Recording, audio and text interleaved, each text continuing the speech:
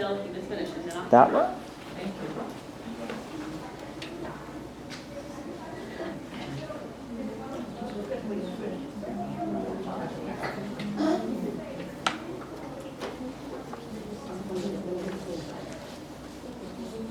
I have to make it look a little pretty, just to begin with. Hello, my name is James Rowland. My background, I'll tell you a little bit. In conference presentations, I've delivered a total of 2 poster displays, both at Florida and at Southern Regional Honors Council, which, of course, this was my first poster that actually displayed at Southern, and then here's one of the ones from Florida in 2009. I've also had the chance to present at Florida, Southern, and National Collegiate. So one of the things I like trying to do is encourage everybody in the audience not only to basically not just be in the audience, but actively get involved and present. It's an opportunity that really we don't usually get until much later in our academic careers. It's not something it's fairly easy. Get you used to speaking. It's not too bad. It's a friendly crowd. Don't have to wait. There's not going to be any pitchforks or anything along those lines. But let's just get it. Now, one question some of you might ask: what's a poster session? Compared to like the old middle school or high school science fair where you have like the 3x5 or the actually it's 36 by 48 inch boards. Get out the poster glue, have the little paper cutouts and all the colors. Let's see, what poster session specifically? One of the easiest ways to get on a conference program, because like even now, it's a podium presentation, or in this case, we don't have a podium, but still, the general idea is a podium presentation. We can only have 2 to 3 speakers in a single session. But what you're going to see out here, like at 4 o'clock, one session, we have a total of 12 posters that were submitted. Whether they all showed up or not, I don't know. But at each level you look at, it's going to be, you're able to have a lot more poster sessions than you are podium presentations, just because of time constraints. And it is one of those things where, unlike this, where it's 1 by 1, you will have, like here, it's a set of tables where you can go along and say, oh, that's an interesting poster. Oh, that's an interesting poster. Instead of having it where it's one presenter, then another presenter, and another presenter. So it is a shared experience. And that's one where generally, instead of one on many, like this would be qualified as, it's usually like one-on-one, or maybe like one on 2 or 3 people, having a conversation saying, okay, this is what my research basically said. This is what I found in my studies. So, I mean, you do want to have something prepared to be able to talk about it and be able to answer questions on your topic. I mean, yeah, it's primarily Q&A. Some people will say, like, have a little bit of a spiel put together, but it's still like, it's if you know your content well enough, that spiel doesn't have to be overly prepared. It's just pretty much, this is what my research is. My post is here to support what I learned.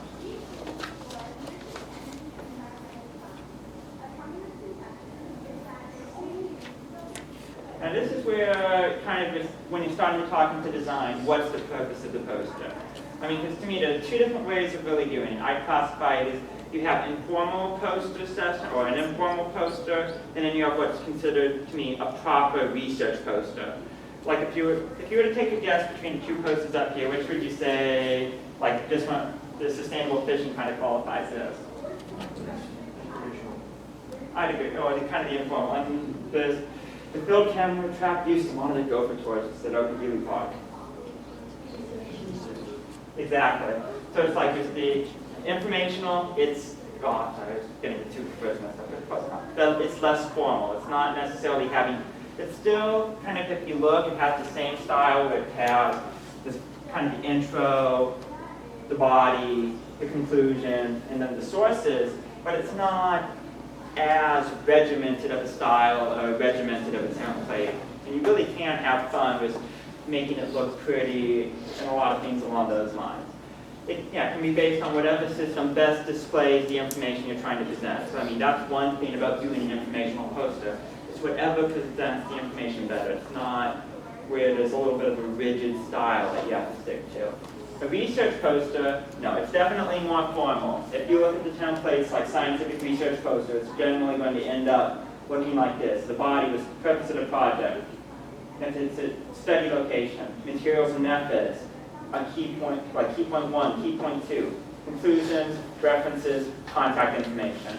almost every single scientific research poster is going to have a similar format or very close to that. That's a specific order of presentation, and often based on a common template. That really makes it easy to design, because it's just you download it in there, you put it right into PowerPoint, and you go. One thing to consider, depending on what audience you're presenting to, when you're starting to talk about design considerations, what size of poster. Because most of these are 36 by 48, but I mean in some cases you can't, that's just the common size. But the sizes can range from anywhere 16 feet, so a little over a foot, by 2 feet, up to, I don't think I've ever actually seen this, but one of the poster sites I was looking at said they print up to basically 4 feet by 120 foot post, 120 inch posters, so 48 by 120 inches. So that means, depending on that design, that's how much room you have to lay everything out there. The tools, of course, to me, one of the ones that makes it really easy to work with is definitely PowerPoint. And I'll probably go through here in a little bit and just kind of show what you need to do to make sure to set the size right, because you don't want to just start out with having a normal letter size. You want to start out your design with saying, I'm designing this as this size of poster. So it's not going in and saying, oh, let's pull up my PowerPoint slide. You could do that, but I'm not sure the results would be quite what you're wanting, especially when you're considering letters. If each of these was shrunk down to letter size, you would have to get out a magnifying glass to read them, and then the expansion would end up turning it into a real mess. Text and graphic considerations. This is one that definitely wants to be careful. There's something to be said where you want it to be read from 3 to 4 feet away. You don't want them to have to get up here like afterwards. Just like you can yell at me for doing this badly, but this text definitely would be considered too small for a poster presentation. But it's not the body, but still it's definitely too small for a poster. But like that, like at least 72 for the main titles, and then like 48 points for like your subtitles, and 36 for your actual body text. I mean, because if you were to look at this poster, you can be standing 3 to 4 feet away and be able to see everything on there. Which, especially if you're in an audience situation where you might have 10 to 15 people milling around, you're not always going to be able to get close enough to see, oh, that's what it says. And in some cases also, a picture is worth 1,000 words. So you're trying to get as much as you can be said in graphs and pictures. It's always preferable to having a text-heavy poster. I mean, because it's still, even though I can see where probably at one point I wouldn't, while I knew it, I wouldn't have necessarily thought about it, is the poster is just like a PowerPoint presentation. It's there to support your presentation, not be your presentation. Which is kind of two, it might be splitting hairs in some cases, but two little different ideas. It's there just basically, it can be there pretty much like a whole day as a poster session, and you're just there for an hour. So you might want to give a little bit more than a traditional PowerPoint so they can follow the ideas. But you want them to come back and say, okay, I saw this on your poster. What did you consider this venue of your research? Or what were the more details on this part of this or that part of that?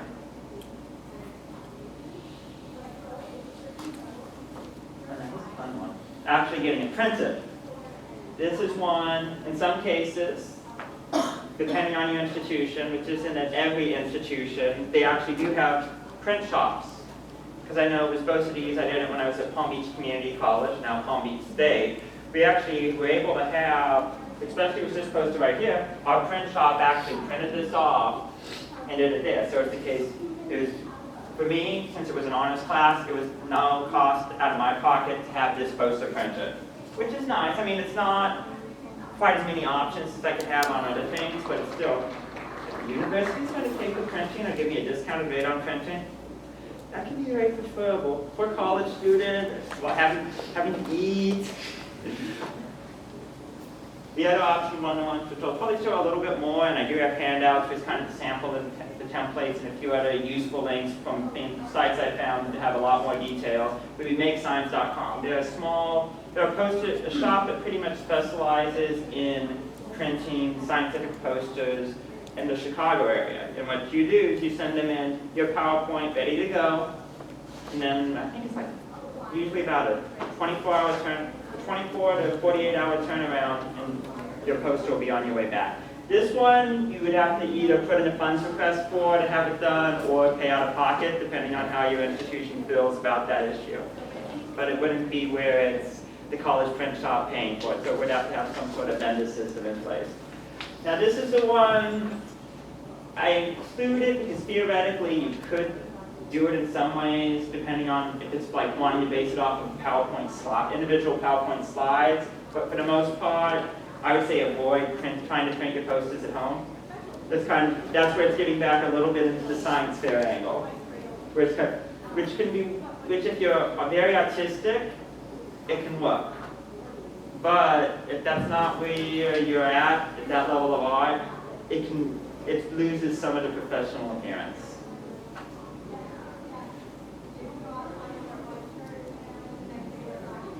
Let's see, that's what I'll do since we're going to do it. What I'm going to quickly do, I'll just show some of this. I guess if you wanted to come into PowerPoint and start reformatting the page, okay, design, page setup, and here where it says grids, go 36 by 48. Oops, did I change the orientation to it? No, that page. So it's that, and if you were to copy other slides into this, it actually does give you, even though it does 14% zoom in. So if it's zoom in at 100%, it actually does give you a lot more room to work with when you start going in and working with the details. James, did you make these posters that you have up, were they designed out of Publisher? They were designed out in PowerPoint. Okay. And then one of them was printed, this one here was printed at Make Signs, which was what was nice is, it's a little bit heavier vinyl, so it's the case it's a little bit easier to travel with than just a plain paper, but that does give it width a little bit more. Let's see, I can propose this. Let's take it.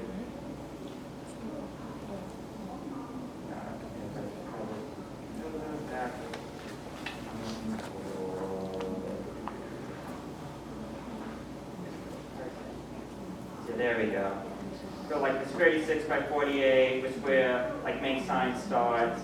Depending what you're doing, it goes from like $39 for just like this level, a little bit more for a glossy print, $55 for the vinyl, and then like in that wrinkle resistant fabric, so it's actual fabric poster, is $99. But it gives you a little bit of an idea of what does work. But I mean, if you go to look like at Kinko's, it's scary. I mean, yeah, that's the best way to put it. Kinko's is scary.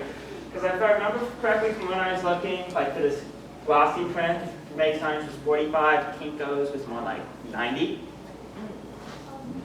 So, wow. Yeah, and I'm sorry, I may have missed this, but did you use Make Signs, yes, this site, for these two posters? I used Make Signs for this one. This one over here I did was for our college print shop, which was, it's made it nice. But to me, if I want you poster to travel with, that one will last longer than this one. Make Signs also has some nice accessories for like if you're wanting to travel with the posters, because I know with that I've actually used for most of my posters the nice tube poster case, which makes it really well for traveling, whether by car, plane, anything. What kind of questions do you need to ask of the conference organizer about what the setup is going to be? You need to know if they're going to have an easel. With that, I would say what you need to know is first if they're supplying a poster board for you to put it on. Second would be what size is that poster board?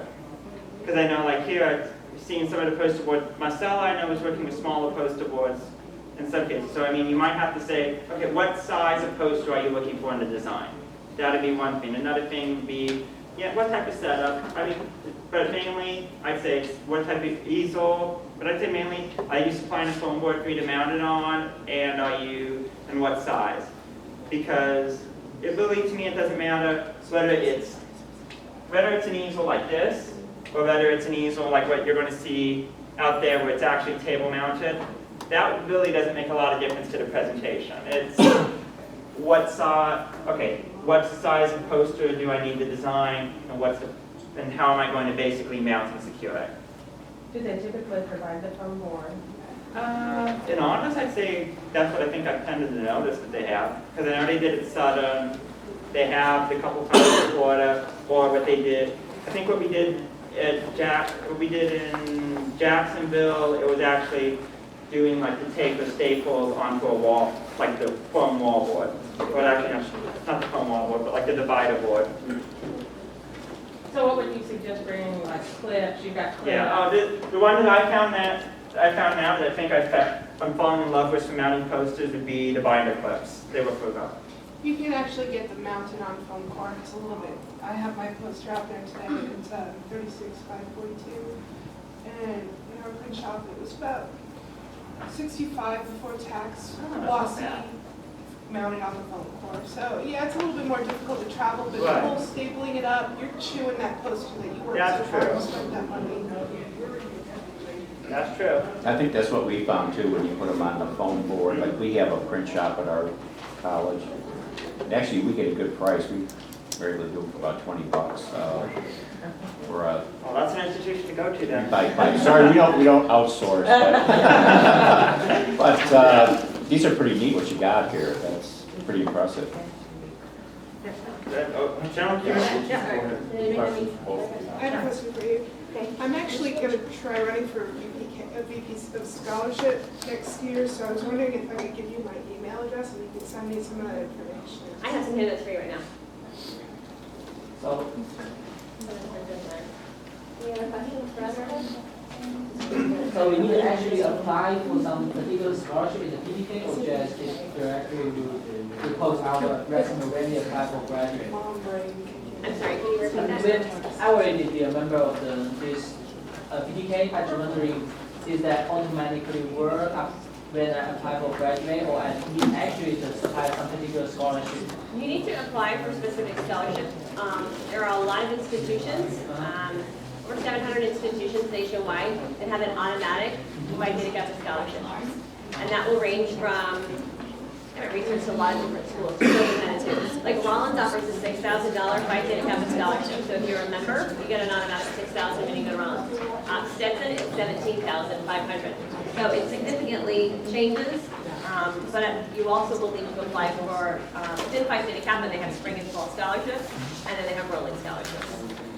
So I need to particularly log into the finance scholarship and apply. Yes. I just wanted to add something if I could, and this is recommended by Professor Ed Frame, actually. He suggested that sometimes when you're applying for scholarships to be kind of creative as far as applying for cross-disciplinary scholarships. Because, for example, you may want to become a professor. That doesn't mean you're going to study education, but you could receive educational scholarships because that's your ultimate goal. Yeah, absolutely. I just say be as creative as you can. If you think that in any way it could possibly apply to the building of where you're eventually going, apply for it. If you're going into hospital administration, there will be some funds under medical heading to healthcare-related fields. So though you're doing an administrative field, they're going to apply to you. And if your bachelor's is in something that's maybe different than your doctorate goal, there'll be different categories that you can apply in as well. Do you know if, like, immigration status has any role as to PPK scholarships? I believe that it does. And I can't tell you exactly what the specifics are. Because that's the gamble I was afraid of taking with PPK. Because like, I'm still paying my loan just for like my education right now. Yeah, So like, the $80 wouldn't be that big of a deal if I you can get some. yeah. Right. But I would just like to make sure that I could.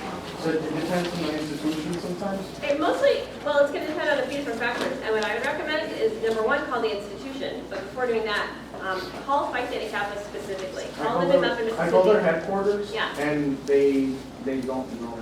They don't know, then call the institution next. So it would be just calling each institution and saying, if I'm a PTK member and this scholarship I can be qualified for, do I get it regardless of my immigration status? Right, I would. I absolutely would. Because I would want to know that on paper from them before I proceeded further.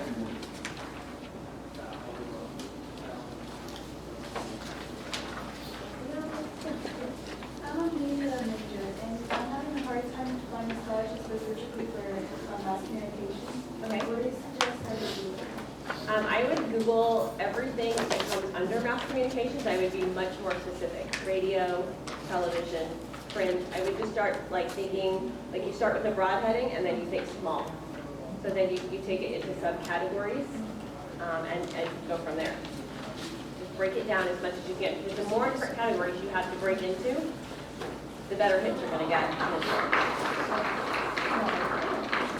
So is this one of those searches that it's better to be more specific than broad? I mean, usually when you're trying to find information, Google will let you put it in as better sometimes. I do both. I mean, it really just depends on how much time. I try to commit 30 to 60 minutes every single week on working on scholarships. The result of that is I get a lot of applications in. And so depending on if I'm sitting down for a 30-minute or if I'm like, you know what, I'm going to watch a movie. I'm personally too ADHD to sit and do one task of watching a movie, so I will spend the whole 2 hours on my laptop Googling scholarships.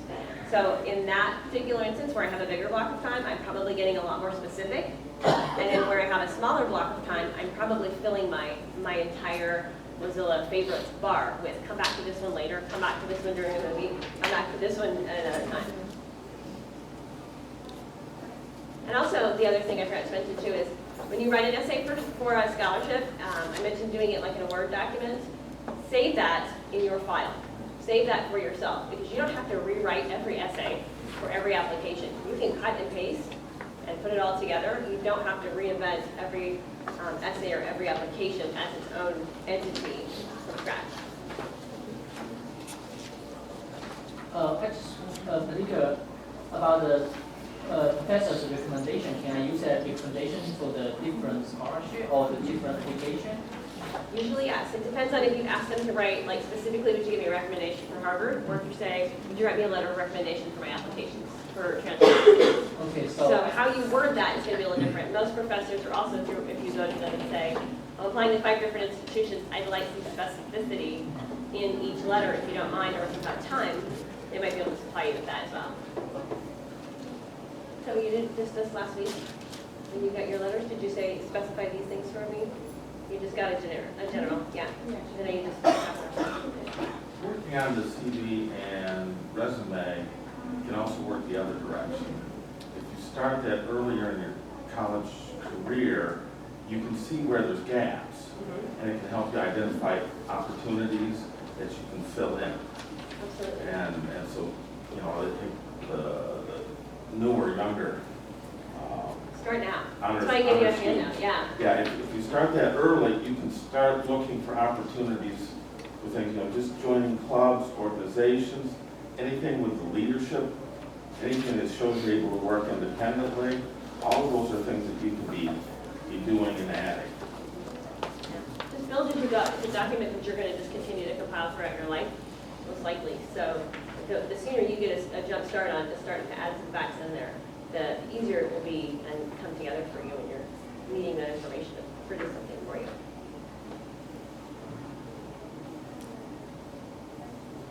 Any other questions? Just a quick question. It's about the volunteer time and working experience. I'm from China, so I didn't have real experience in American. So I put a lot of time on my working experience. I work in my student income and those kind of stuff. I found that plus the full time I take 5 classes plus working 20 hours per week, I already cut off my time. So, but when I apply, I found a lot of applications were asking me about what's your volunteer time, those kind of stuff. So I was thinking about which one is more important? The working experience is more important or the volunteer hours? I think that there are different situations where one's going to weigh heavier than the other. I would, on my master CV, I would have that on there, and I would specify to a specific application based on what they're asking for. You will have applications that never ask you work history. They don't care. There'll be applications that don't ever ask any volunteer information, because that's not part of what they're looking at. So what you want to do is give them exactly what they're looking for. So just keep it on your master, and then you can just pull those bullet points out. Richard, you get something? Yeah, my question was for James. To your experience, are there like certain circumstances where a presentation works better, poster presentation works better or worse, like certain subjects or certain environments? Well, I mean, To me, I think that would be depending on how you're doing the posted presentation. I mean, because in some cases, like with the informational, you can pretty much, any presentation that you can present normally using PowerPoint as a support or using anything as a support, you can present as a poster presentation.